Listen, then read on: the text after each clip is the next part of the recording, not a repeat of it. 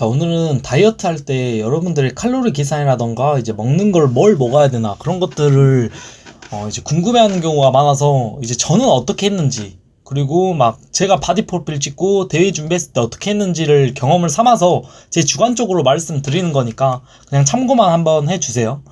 예, 먼저 이제 다이어트 칼로리 할 때 제가 다이어트를 하는 도중에 몇 칼로리를 먹을지를 정해야 되거든요.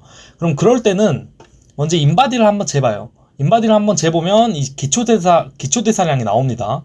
거기다가 이제 여러분들이 생각하는 나의 활동량을 1번부터 5번 중에서 선택하셔서 유지 칼로리를 구하시면 돼요. 1.1을 곱하거나 1.37을 곱하거나 이런 식으로 곱해가지고 유지 칼로리를 구하면 돼요. 그러면 여러분들이 그 유지 칼로리를 먹었을 때 그 체중이 유지된다는 소리거든요. 그럼 거기서 이제 유지 칼로리에서 20%를 저는 뺐어요. 그걸 다이어트 칼로리를 저는 잡았거든요. 그리고 보통 이런 식으로 좀 많이 하더라고요. 자, 그렇게 하면은 이제 다이어트 칼로리, 내가 다이어트 시 먹을 칼로리가 계산이 됩니다. 자, 그러면 여기서 또 중요한 게 이 칼로리 중에서 탄수화물을 얼마나 먹고 단백질을 얼마나 먹고 지방을 얼마나 먹고 이거를 계산을 해야 되는데, 자, 다이어트 칼로리가 1000칼로리라고 가정을 했을 때 탄수화물, 단백질, 지방은 5대 3대 2가 좋아요. 저는 이런 식으로 잡았어요. 자, 이랬을 때 탄수화물은 500칼로리, 단백질은 300칼로리, 지방은 200칼로리 이렇게 계산이 되거든요.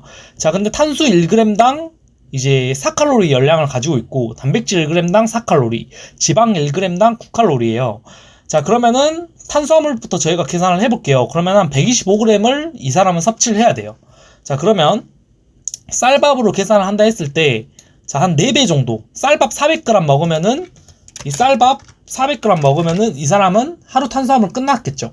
자, 그러면 단백질 계산 한번 해볼게요. 자, 단백질은 저희가 쌀밥 400g을 먹으니까 한 10g 정도를 뺄게요. 그럼 65g만 더 채워주면 되겠죠. 자, 그럼 닭가슴살 잡아봐요. 닭가슴살 200g, 닭가슴살 200g. 자, 그 다음에 삶은 달걀 2개 하면은 대충 한 64g 되겠죠. 그래서 총 한 74g 정도 채울 수 있겠고. 자, 그 다음에 지방 봐볼게요. 지방 같은 경우는 이제 22.2죠. 자, 똑같이 탄수화물이랑 단백질이랑 똑같이 계산을 해서 지방도 이것 중에서 골라주시면 됩니다.